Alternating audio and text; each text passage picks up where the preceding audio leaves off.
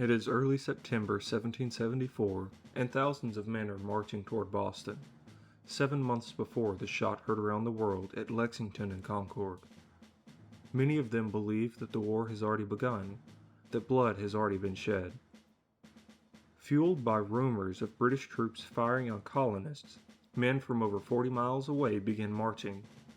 This wasn't the start of the war, but for a moment, it felt like it. This is the Powder Alarm of 1774.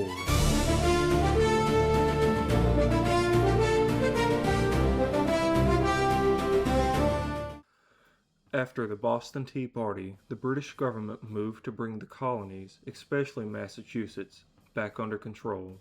To them, the colonies no longer looked governed, they looked like they were being run by a mob. Parliament came to a decision. Boston must pay for the destroyed tea, and the Crown would take a more direct role in governing Massachusetts. In response, 4 acts were passed. The Boston Port Act closed the harbor until East India Company were repaid. The Massachusetts Government Act gave the Crown the power to appoint officials instead of allowing them to be elected. The Administration of Justice Act allowed royal officials accused of crimes to be tried in another colony, or even in Great Britain, if a fair trial could not be guaranteed. And the Quartering Act allowed British troops to be housed in occupied buildings and, if necessary, other accommodations within the colonies. Governor Thomas Gage, already the commander of British forces in North America, is appointed Royal Governor of Massachusetts. As the colonists begin to feel the growing weight of the Crown, resistance starts to take shape.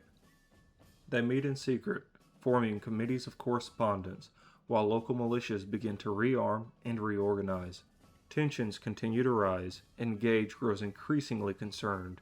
His goal is to prevent open conflict, but to do that, he believes he must disarm the colonists. Instead of easing tensions, these efforts only make things worse. Spies and informants on both sides begin passing information, and distrust spreads quickly. By late August of 1774, Gage learns that colonists have already been quietly removing their own gunpowder from a powder house just outside Charleston. Fearing that the Crown supply could be taken next, he makes a decision. The remaining powder must be secured. He orders it removed and transported to Castle William. In the early morning hours of September 1st, Gage's orders are set in motion. Around 250 British regulars load into 13 longboats and silently make their way up the Mystic River. They land near the Ten Hills area outside of Charleston, then march roughly a mile to the powder house on Quarry Hill. There, they begin removing 150 half-barrels of gunpowder. A detachment continues toward Cambridge, ordered to seize 2 cannons from the local militia. But when they arrive, the cannons are nowhere to be found, likely removed or hidden by the colonists ahead of time. Still, the main objective is complete. The powder is securely in place at Castle William. No resistance is offered, no shots are fired. By all accounts, the mission was a success. By morning, word begins to spread. Riders, messengers, and local networks carry news of British troop movements to neighboring towns. As the day goes on, the story spreads farther and faster, reaching as far as Shrewsbury, nearly 40 miles away, by midnight. But, as the news travels, it changes. Rumors begin to take hold. Some reports claim that British troops had opened fire in Cambridge, that colonists were dead. Others say Boston was under attack, even being shelled by the Royal Navy. Whether true or not no longer matters.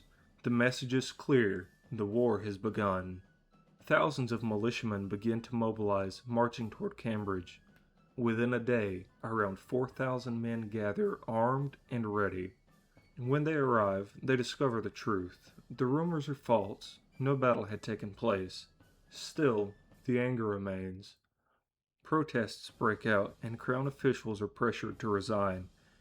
Even as the truth spreads, it struggles to keep up with rumors.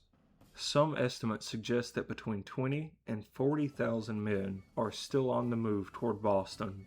Riders are sent out once again, this time to stop the panic.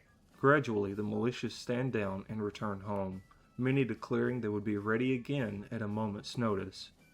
When General Gage hears that tens of thousands may have been marching toward Boston, he orders the city reinforced. Both sides see the other as overreacting, while tensions continue to rise. While the immediate outrage among colonists begins to subside, the anger does not disappear. As far as many are concerned, the British can no longer be trusted. Militias had already begun gathering weapons, powder, and supplies, but after the powder alarm, they start moving them out of places where the British are known to watch. General Gage, meanwhile, grows more cautious. He has seen firsthand how quickly rumors can spread and just how many ordinary people are willing to take up arms. The colonists have proven two things. They are ready to fight, and they can mobilize faster than anyone expected. Their communication networks have been tested, and they hold.